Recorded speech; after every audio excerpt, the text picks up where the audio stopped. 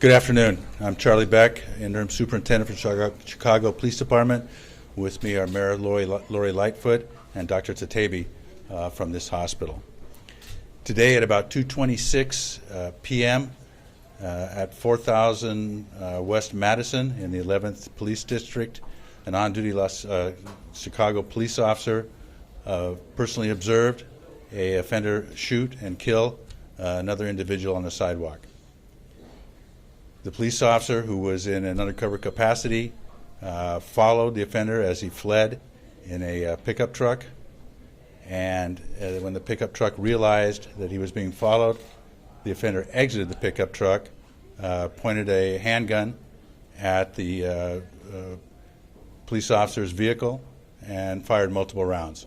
One of those rounds struck our officer in the wrist, and he has been admitted to this hospital for that injury. After firing at the police officer, the offender re-entered the truck and fled. Our officer was attended to by responding officers, and they began an emergency transport to this hospital. While en route to the hospital, the officer and the transporting unit observed the offender in the pickup truck. The officers driving the transporting vehicle asked the injured officer, who at this point had been shot, did he still want to go directly to the hospital, or should they apprehend the offender? He elected that they should apprehend the offender. They followed the offender's vehicle, which shortly crashed into a stationary object. The offender fled on foot and was captured without shots being fired by Chicago Police Department. Currently, the officer is resting. His family is at his side. He is in stable condition. He is lucid. He is talking to his children on the phone. We expect a recovery, and that is in great part to the fantastic care here at Stroger.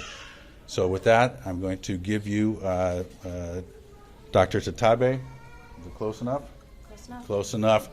Who is going to update you on the medical situation. Thank you. Thank you. I'm Dr. Leah Tatabe, T-A-T-E-B-E, and I'm a trauma surgeon here at Cook County Health. This, as the superintendent said, this afternoon we received an officer who had suffered a single gunshot wound to his extremity. He arrived to us in stable condition. We have been treating him, and he's expected to be released within the next 24 hours. Thank you, Doctor. And now Mayor Lightfoot. I want to thank Dr. Tatabe and the medical team here at Stroger for the care that they are giving to our officer, and really for the service that they do for the entire community, for people who come here seeking care. I also want to thank the officers that are part of the larger team that was out there, who quickly realized that they needed to take care of one of their own, bring him here to the hospital, and then obviously the folks that were also involved in the apprehension of the offenders. There's no question that the officers' work today in recognizing the danger that the community was in from the offender who was then fleeing the scene ended up saving other lives. And we owe him and the rest of the team a debt of gratitude. And anyone who ever doubts that our officers are courageous, are fearless, selfless, and run towards danger to serve the public, today is another testament to the fact that they do all of those things every single day, consistent with their training and their commitment to public service. So I just want to thank everyone involved. I'm glad that no other lives were lost, and I'm happy to turn it over to the superintendent and the first deputy for any questions that you might have.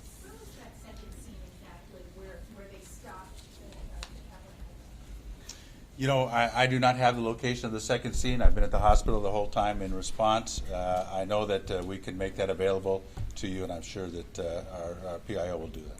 We're asking because there's a white pickup right next to the hospital, basically. Is that it? The white pickup is the third scene. There's basically three scenes. We have the homicide scene. We have the scene where the officer was shot at, which is what I thought you were referring to. And then the white pickup crashed right down the street from the hospital, coincidentally. Do you have any information about the man that was shot and killed on the sidewalk? We do not at this point. Can you talk about age, veteran He's over a 20-year veteran. He is in his low 40s, which is extremely young. Any other suspects that you saw? Not at this point. You know, obviously, the officer and the team will be totally debriefed, and we will see if there are anybody else that is connected that has not been taken into custody. One more. Is it huge Is police this the first presence officer right shot? across the street? I'm sorry. Shot this year. I'm sorry. Is this the first officer shot this year? I think it is the first officer impacted. We have had several others shot at. Sorry, there was a huge scene right there with the red tape right by the Ruth Rothstein Core Center right across the street from the indictment. What's happening there? Well, as I said, this is a protracted scene in that the offender fled from a location that is multiple miles from here. So and I'm not specific to the scene you're talking about, but I know that we are looking for a chain of evidence between here and there.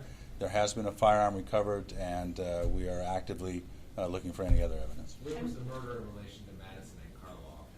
It's at 4,000 West Madison, which I think is right there. That's where the murder happened, and then the next altercation happened very close. You know, I don't have the exact location of the location where the police officer was shot at, but I know it was fairly close. Use it for as a follow-up, guys. Thanks. Was he on All a right. vehicle? All right. Thank you. Are Part of a there federal any task other force? agencies helping you? Thanks. You know, we're not going to go into the specifics of the operation that the officer was involved in. Suffice it to say that the offender that is in custody and the murder had, at this point, we know of nothing, it had nothing to do with the original operation. It was just a random occurrence. State